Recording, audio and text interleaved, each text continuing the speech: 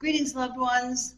The very nature of childhood invites accidents. Children are curious and fearless.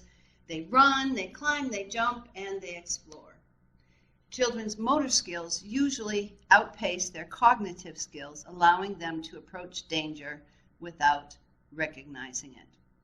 So how can you distinguish between the accidental injury caused by the exuberance of childhood from the non-accidental injury caused by the abuse of an adult? Today we're going to talk about distinguishing abuse from accidents. Help us get these messages out. Please subscribe to our channel, follow us on Facebook, Instagram, and Twitter, and hit the like button and the notification bell. And please share these messages with others. You never know. You may just save a life.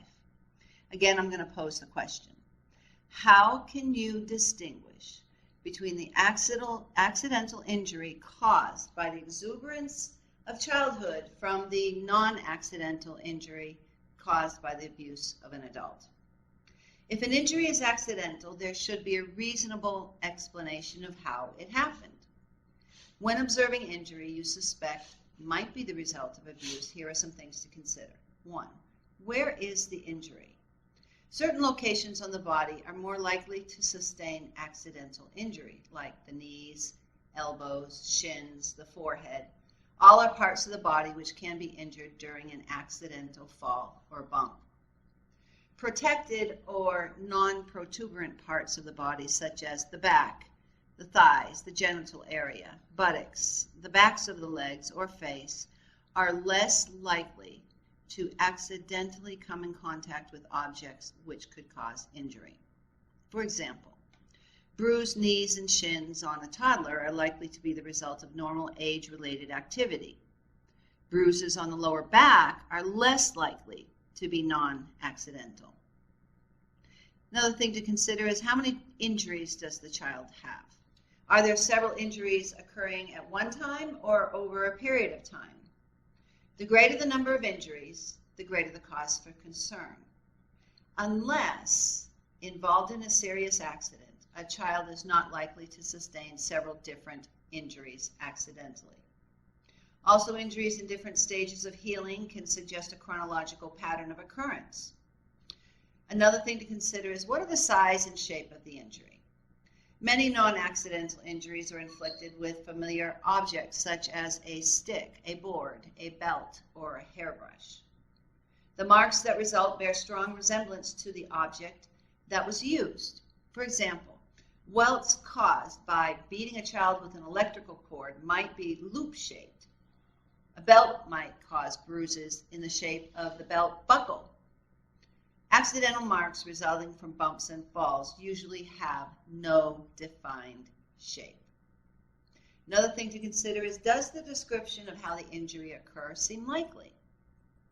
If an injury is accidental, there should be a reasonable explanation of how it happened that is consistent with its severity, its type, and its location. When the description of how the injury occurred and the appearance of the injury do not seem related, there is cause for concern. Could a fall off a chair onto a rug produce bruises all over the body? I don't think so. Another thing to consider is the injury consistent with the child's developmental capabilities? As a child grows and gains new skills, he increases his ability to engage in activities that can cause injury. A toddler trying to run is likely to suffer bruised knees and a bump on the head before the skill is perfected, because they're always falling. But he is less likely to suffer a broken arm than is an 8-year-old who has been discovered the joy of climbing trees. A 2-week-old infant does not have the movement capability to self-inflict a bruise.